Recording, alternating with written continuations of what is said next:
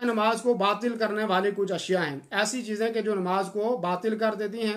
ان کی طرح میں آپ کو اشارہ کروں گا۔ سب سے پہلی چیز یہ ہے کہ نماز کا کوئی رکن چھوٹ جائے، نماز کے جو ارکان ہیں، میں نے کل بھی وہ ارکان بتائے تھے کہ ان ارکان میں سے آپ کوئی ارکان چھوڑ دیتے ہیں یا آپ اطمینان اور اعتدال نہیں نماز کے اندر حالت میں رکھتے، تو اس وجہ سے آپ کی نماز باطل ہو جائے گی، کیونکہ اس کے بارے میں حدیث ہے اللہ کے رسول صلی اللہ علیہ وسلم، وہ صحابی جس نے مسجد میں بار بار نماز پڑھی اور اللہ کے رسول نے فرمایا ارجع فصلی فإنک لم تصلی، کہ آپ لوٹ جاؤ اور نماز پڑھو، آپ نے نماز نہیں پڑھی ہے۔ تو اس لیے جو ہے اس چیز کا خیال رکھنا چاہیے کہ نماز میں جلد بازی نہیں کرنی چاہیے، رکوع اور سجود جو ہے وہ صحیح طریقے سے ادا کرنا چاہیے۔ تو یہ جو ہے اس سے نماز باطل ہو جائے گی۔ کوئی آدمی رکوع سے فوراً رکوع میں گیا، رکوع سے اٹھا کھڑا ہی نہیں ہوا، فوراً سجدے میں چلا گیا، ایک سجدہ کیا، دوسرے سجدے کے درمیان بیٹھا نہیں، فوراً دوسرا سجدہ کر لیا، تو اس سے نماز باطل ہو جائے گی۔ اور اسی طریقے سے دوسری چیز یہ ہے کہ نماز میں کھانا اور پینا منع ہے۔ کوئی آدمی نماز کی حالت میں کھاتا ہے تو یہ منع عمل ہے، کیونکہ اللہ کے رسول نے فرمایا ان فی الصلاۃ لشغلا، نماز جو ہے یہ ایک مصروفیت ہے،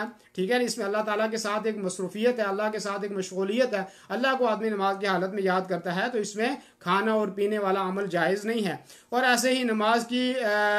کی درستگی کے علاوہ کوئی اور بات کوئی کرنا، ٹھیک ہے، کوئی اور بات نماز کی حالت میں شروع کر لینا، کوئی اور بات کرنا شروع ہو جانا، اضافی عمل کرنا، یہ منع ہے، کیونکہ اللہ رب العالمین نے قرآن میں فرمایا وقوموا للہ قانتین، اللہ رب العالمین کے سامنے خشوع اور خضوع اور عاجزی اور انکساری کے ساتھ آپ کھڑے ہوا کرو۔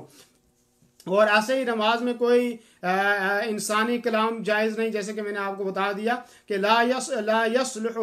فیہا شیء من کلام الناس، کہ مسلم کی روایت ہے کہ نماز کی حالت میں یہ انسانوں والے کلام درست نہیں ہے، کوئی عام بات کرنا شروع ہو جائے تو یہ درست نہیں ہے۔ البتہ یہ ہے کہ مثال کے طور پہ امام نماز پڑھا رہا تھا اور پیچھے جو ہے وہ کوئی امام نے غلطی کی ہے، تو جو پیچھے والا آدمی ہے وہ اس کو جو ہے متنبہ کر سکتا ہے، وہ آدمی اس کو کہہ سکتا ہے کہ آپ نے یہ غلطی کی ہے، اور وہ مثال بتا سکتا ہے کہ یہ آیت اس طرح، یعنی آیت پڑھ کر بتا سکتا ہے آدمی کو، ذاتی جو ہے وہ بات نہیں کر سکتا۔ ایسے ہی جو ہے نماز ختم ہو گئی ہے، نماز ختم ہونے کے بعد سلام پھیر دیا ہے، لیکن ایسا ہوا کہ امام نے 4 رکعت پڑھانی تھی، 3 رکعت امام نے پڑھا دی، تو اب امام کو یاد ہی نہیں رہا، لیکن مقتدی جو ہے وہ پیچھے سے کہتا ہے کہ آپ نے نماز 3 رکعت پڑھائی ہے، تو یہ بات آدمی کر سکتا ہے، حالانکہ یہ آدمی نماز کی حالت میں ہے سب لوگ، کیونکہ انہوں نے 1 رکعت ابھی نہیں پڑھی ہے۔ تو جیسے کہ ذوالیدین جو ہے وہ رضی اللہ عنہ جو ہے وہ انہوں نے اللہ کے رسول کو کہا کہ اللہ کے رسول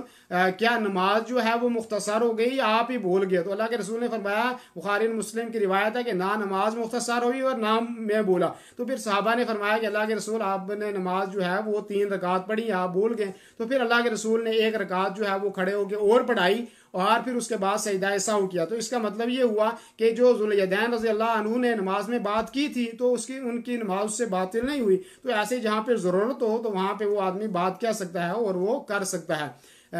ایسے ہی جو ہے نماز کی حالت میں قہقہا لگا کر ہنسنا، بہت زور سے ہنسنا، تو اس سے نماز آدمی کی جو ہے وہ باطل ہو جائے گی، نماز فاسد ہو جائے گی۔ لیکن صرف نماز کی حالت میں کوئی مسکرا گیا، ایسے تھوڑی سی حالت، مسکرانا الگ چیز ہے اور آپ سمجھتے ہیں، تو اس سے نماز جو ہے وہ اس کی فاسد نہ ہوگی۔ طبرانی کی روایت ہے جس کی سند کے بارے میں کہا لا بأس بھی، کہ کوئی بات نہیں، یہ سند چل جائے گی۔ وہ یہ ہے کہ لا يقطع الصلاة الکشر ولكن يقطعهما القہقہ، کہ نماز کو مسکراہٹ جو ہے وہ نماز کو نہیں توڑتی، قہقہا لگانا یہ نماز کو توڑ دیتا ہے۔ اور ایسے ہی کسی کام میں زیادہ مشغول ہونا جو عبادت کے منافی ہے، ایسے کام نماز کی حالت میں کرنا کہ جو نماز کے منافی ہے، کوئی جیسے کہ میں نے پہلے بھی بتا دیا کہ جیسے کہ کوئی پگڑی درست کرتا ہے بار بار، یا صف کو جو ہے جو صف کو صف کے درمیان بہت زیادہ فاصلہ رکھتا ہے، لیکن میں نے یہ بتایا کہ اگر صف کو درست کرنا ہے، کیونکہ صفوں کا درستگی یہ نماز کی درستگی ہے، کوئی آدمی بیچ میں سے چلا گیا ہے تو آدمی درمیان آگے آ سکتا ہے، یا جو ہے دائیں والا آدمی جو ہے قریب میں ہو جائے، تو ایسا کر سکتے ہیں نماز کی حالت میں۔ اور جیسے کوئی بچہ آ گیا ہے تو وہ بچہ آپ اس کو صف میں کریں یا بچے کو ساتھ میں کھڑا کریں، تو یہ درست ہے، کیونکہ وہاں جو اللہ کے رسول کی نواسی تھی وہ نماز کی حالت میں آ گئی اور اللہ کے رسول نے ان کو اٹھایا اور پھر نیچے رکھا۔ تو اس ایسی صورت میں کوئی بچہ ہے آپ کے ساتھ تو اس میں کوئی آپ نے اس کو درست کر دیا، ساتھ میں کھڑا کر دیا، یا آپ نے اس کو سجدے میں ہی وہ بڑا رہا، آپ نے اس کو اٹھا کے جو ہے آپ نے ساتھ کھڑا کر دیا، تو ایسی حالت میں کوئی آدمی آپ کی نماز میں فرق نہیں آئے گا۔ اور ایسے ہی جو بوجھ کر آدمی جو ہے وہ نماز 4 کے بجائے 5 رکعت پڑھا لے، 3 کے بجائے 4 پڑھا لے، 2 کے بجائے 3 پڑھ لے، تو یہ ایک نجائز عمل ہے۔ کوئی آدمی جان بوجھ کر ایسا کرے گا تو اس کی نماز نہیں ہوگی، اس کی نماز ختم ہو جائے گی، باطل ہو جائے گی۔ اور اسی طریقے سے کسی نماز میں داخل ہونے کے بعد یاد آ جائے کہ اس نے پہلی نماز نہیں پڑھی، بعض علماء کا اس طرف اشارہ ہے کہ نماز ترتیب کے ساتھ ہے۔ مثال کے طور پہ کسی نے ظہر کی نماز چھوڑ دی ہے تو عصر کی نماز سے پہلے وہ ظہر کی نماز پڑھے پہلے، اور پھر عصر کی نماز پڑھے۔ کہتے ہیں کہ اگر اس نے عصر کی نماز پڑھی، ٹھیک ہے نہیں، اور ظہر کی چھٹی ہوئی تھی، تو ترتیب بعض علماء کے نزدیک واجب ہے کہ پہلے وہ ترتیب کے ساتھ پڑھے، پہلے ظہر کو پڑھے پھر عصر کو۔ ایسے ہی مثال کے طور پہ آپ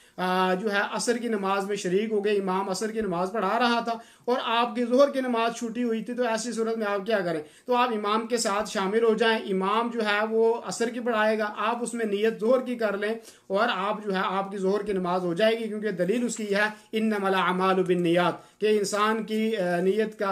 انسان کے اعمال کا دار و مدار وہ نیت کے اوپر ہے۔ تو آپ کی نماز میں انشاءاللہ کوئی فرق جو ہے وہ اس سے نہیں پڑے گا۔ دینی رہنمائی کے لیے ہمارے چینل کو سبسکرائب کر دیجئے